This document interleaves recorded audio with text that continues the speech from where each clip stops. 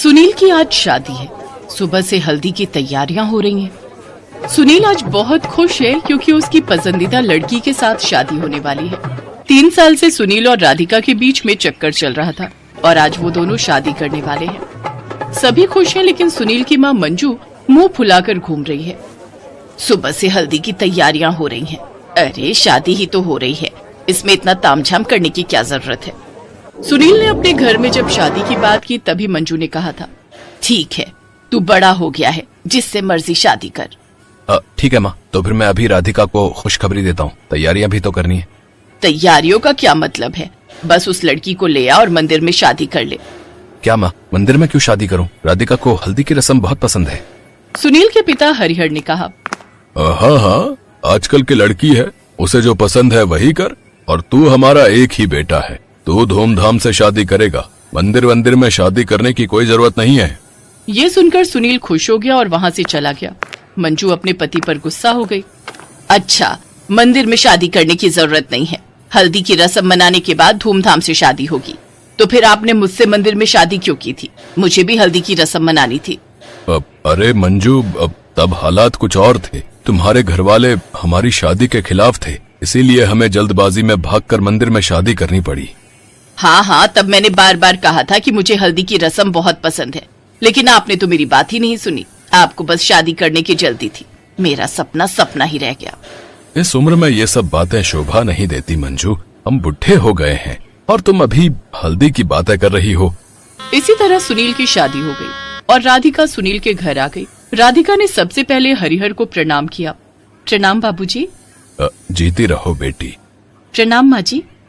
राधिका ने मंजू को प्रणाम किया, लेकिन मंजू ने कुछ नहीं कहा। माँ, राधिका आपको प्रणाम कर रही है। हाँ, तो मैं क्या करूँ? आपको आशीर्वाद देना चाहिए ना माँ। मैं वो सब नहीं कर सकती, फालतू समय की बर्बादी। बहू, तुम रसोई में जाओ और हमारे लिए खाना बनाओ। पहले ही दिन अपनी सास को ऐसे बात करते हुए देखकर राधिका घबरा गई।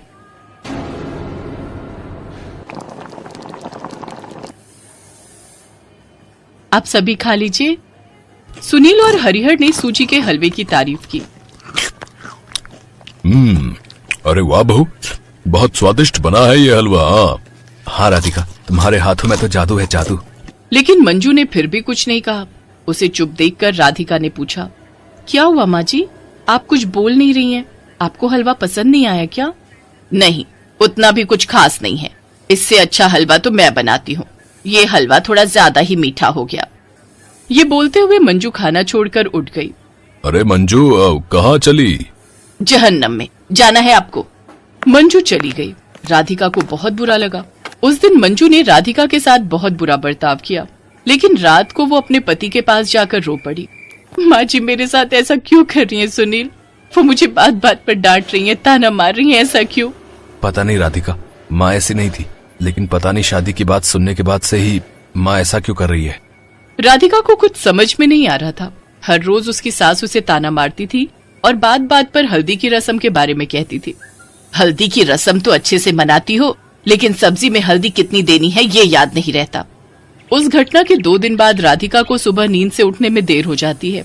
मंजू मन ही मन सोचती है, मैं जब ससुराल आई थी तब मुझे सुबह के 4 बजे उठना पड़ता था और ये महारानी अभी तक सोई हुई है। 7 बजे राधिका की नींद खुली तो मंजू ने ताना मारते हुए कहा, अरे आइए आइए महारानी साहिबा, आखिर आपकी नींद खुली गई। क्या लाऊं मैं आपके लिए, चाय या कॉफी? माँ जी, आप ऐसे क्यों बात कर रहे हो मुझसे? मेरी तबीयत थोड़ी खराब है, इसीलिए उठने में लेट हो गई। हाँ, तुम तो यहाँ की महारानी हो ना। जब मैं इस घर में आई थी तब चाहे आंधी आ जाए या तूफान, मुझे 4 बजे ही उठना पड़ता था और तुम 7 बजे तक सोई हुई हो। हल्दी की रस्म तो बड़ी धूमधाम से मना रही थी, लेकिन ससुराल आते ही बहू का फर्ज भूल गई। रोजमर्रे की सास बहू के इस झगड़े से घर के सभी लोग परेशान होने लगे और राधिका को ये समझ नहीं आ रहा था कि माँ जी बात बात पर हल्दी की रस्म को क्यों घसीट कर लाती हैं? आखिर वो चाहती क्या है? राधिका ये सोच ही रही थी और तभी वहाँ हरिहर आ गया। बहू, मुझे पता है कि तुम मंजू से बहुत परेशान हो, लेकिन मेरा यकीन करो, मंजू ऐसी नहीं, वो दिल की बहुत अच्छी है। लेकिन एक चीज है जो उसके दिमाग में हमेशा चलती रहती है। उसकी एक इच्छा थी जो मैंने कभी पूरी नहीं की। कैसी इच्छा बाबूजी?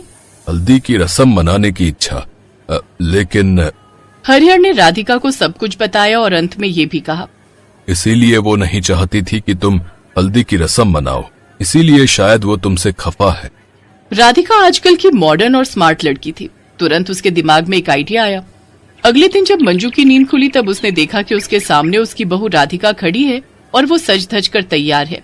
क्या बात है, तैयारी किस बात की? आपकी हल्दी की माँ जी, हम सब ने मिलकर आपके लिए हल्दी की रस्म का आयोजन किया है। कहते हैं कोई भी इच्छा अधूरी नहीं रहनी चाहिए। चलिए माँ जी। राधिका मंजू को घर के बाहर ले गई और उसी दिन मंजू की हल्दी की रस्म हुई। मंजू का सपना पूरा हुआ और उसने अपनी बहू को गले लगा लिया। बहू, तुमने मेरे लिए इतना कुछ किया, तू मेरी बहू नहीं बेटी